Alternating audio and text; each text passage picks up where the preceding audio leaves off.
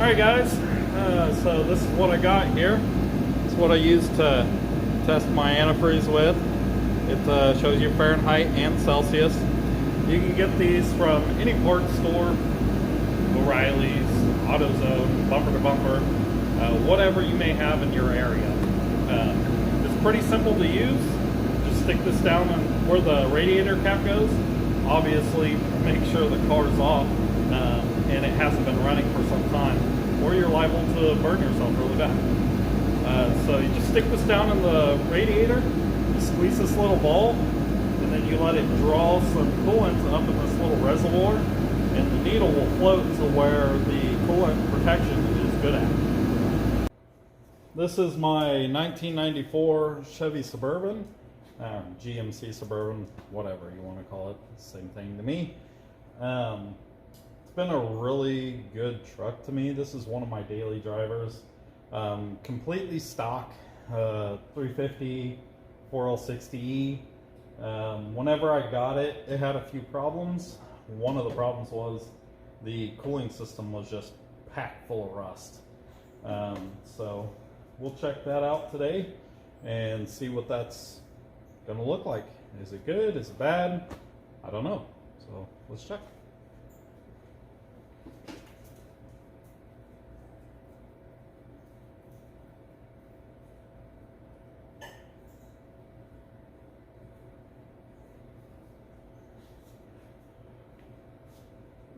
Well, it's still quite rusty, as you can see, but a couple more flushes throughout the summers and winters, then it should be good. But the protection level on it's pretty high still, so that's good.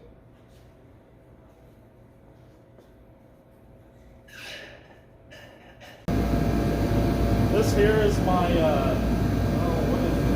2007 Chevy Cobalt. I use it for autocross only. I bought it with some title issues. The reason why it was parked for 2 years. The reason why they parked it was because they had enough sense that whenever the timing chain, if you know anything about Cobalts and Ecotechs in general, the Q2 timing chain started rattling on it, and they parked it. It also had a couple electrical issues, not a big deal. They parked it because of the rattling timing chain. Whenever I bought it, I put a timing chain in it, and I've been racing the snot out of it ever since. It's automatic and LT, small brakes, not super fast, but a ton of fun around road course.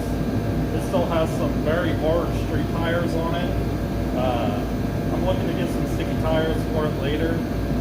If you have any suggestions on this Cobalt to make it handle a little better and some autocross, I'm all ears.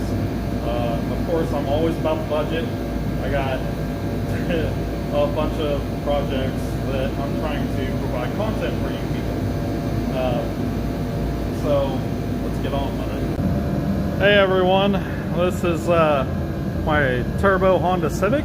It is a 1996. It is very kind of trashy. It's all beat up and just the way I like it. This car actually started out as an experiment, but it turns out I really like turbo Hondas too. So I may go ahead and edit over this. You know, I've got the heater blasting in the background. It's supposed to be very cold in the next coming week or so. They're talking single digits, which is really cold around my area. So what I'm doing today is I'm just gathering my fleet of cars and checking all the antifreeze protection level, because I got enough money wrapped up in some of them that I don't want them to bust a block or push a freeze plug or crack a radiator. But anyway, you get the idea. This is my 2002 supercharged Buick. It's got some minor bolt-ons on it. It's got a 3-inch downpipe, a 3/4 pulley, I believe, from ZZP, Gen 5 M90 supercharger, and just like a ghetto rigged cold air intake. But I'm also just checking the coolant protection on it. I know it's probably getting boring, but I'm sure I'll have some better videos for you eventually. I'm just kind of starting out, trying to make something new, different. This right here is my 1980 turbocharged Fairmont. Yes, it's got the cookie cutter turbo LS build in it with a Holley HP. I mean, they just make good power cheap. So a lot of my stuff is LS powered. And I have a Honda now. And I also have a small block Ford. But the majority of it is LS powered. That's the reason why. Also going to check the coolant protection on this guy. I have a feeling it's not very good though, being that typically I run water in it. So if something were to happen, I lift a head or something like that going down the track, it just dumps water on the track, and it's not nearly as much of a hassle for them to have to clean it up if it were to be coolant. So in the wintertime, I'll typically just drain the radiator on it of the water and fill it up with coolant, fire it up, let it cycle, and then go on about my business.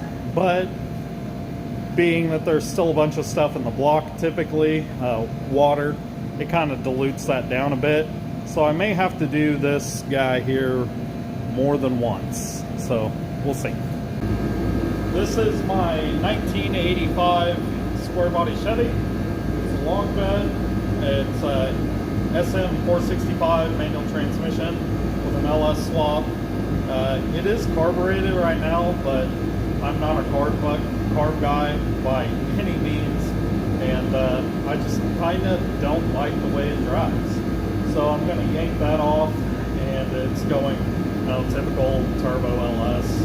I do have a T56 6-speed for it out of a GTO, so I may try to see if I can get that to fit, see if it is worth anything, or I may just go TH400, but this truck is 456 gear, so if I went TH400, then it would kind of just take highway travel out of the equation, and I don't really want to do that because this truck is daily whenever it's running.